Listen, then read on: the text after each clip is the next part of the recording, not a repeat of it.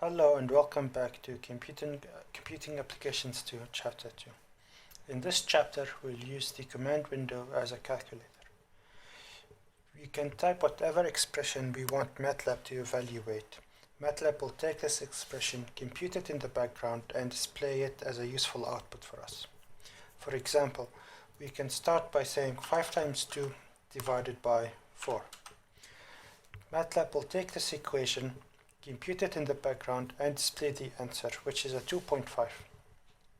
If we do not assign a variable name in the beginning of the expression, MATLAB creates a default variable and calls it ans, which is short for answer.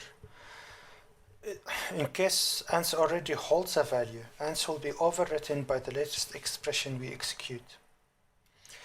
You can create a variable to hold a calculated value by typing in the variable name first, followed by an equal sign, followed by the expression. An expression is a set of numbers that has mathematical operators or variables or functions. For example, you can use x equals to 5 times 2 divided by the cosine of 5. As we can see, MATLAB created a variable called x.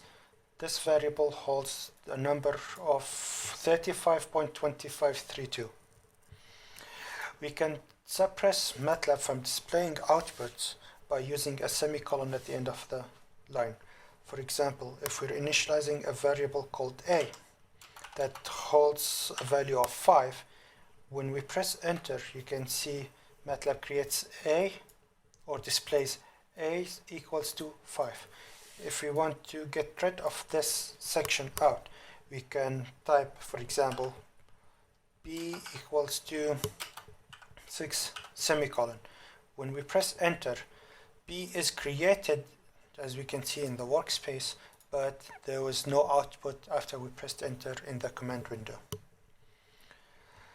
If you want to provide the order in which an expression must follow, you can do so by using parentheses. For example, typing in 2 plus 2 multiplying by 2 gives you an answer of 6. But if we use parentheses, for example, open parentheses 2 plus 2, close parentheses, multiplied by 2, it gives you an answer of 8.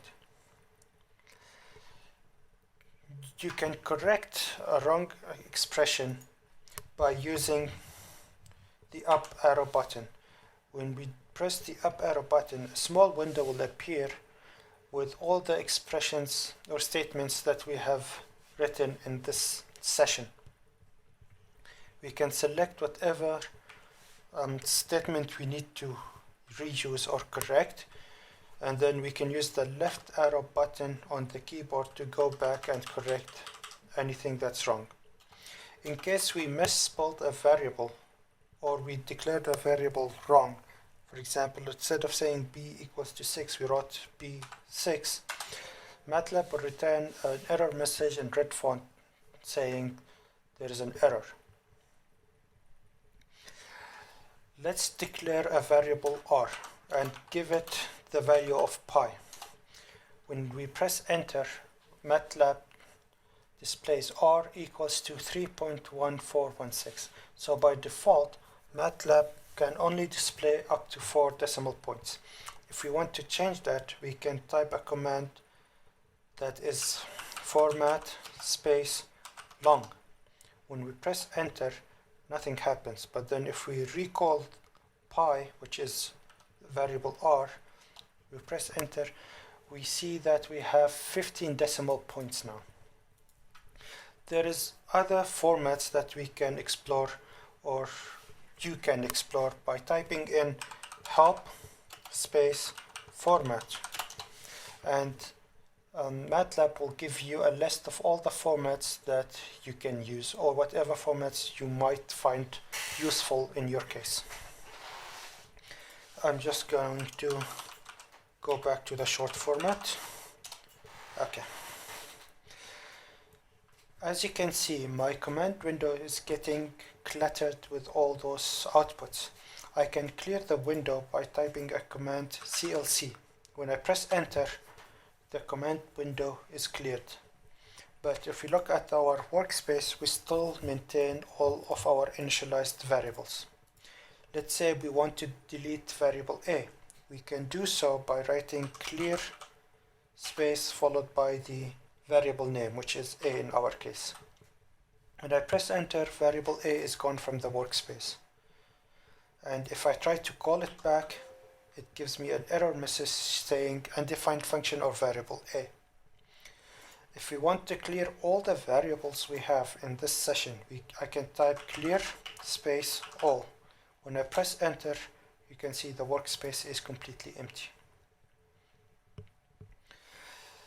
In case we are declaring too many variables on one line, we can do so by separating each variable or statement using a comma or semicolon. If we use a comma, we do not suppress the output. So after we're done, when we press enter, we're going to have a long list of outputs. Or, for example, if we write a equals to 1, comma, b equals to 2, comma, c equals to 3. When I press enter, I get all the outputs for all the variables that I've initialized. But let's say I did d equals to 4, semicolon, e equals to 5, semicolon, f equals to 6, semicolon. When I press enter, d, e, and f are initialized, but there is no output in the command window.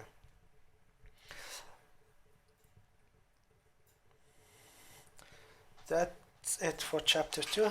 I'll see you in chapter 3.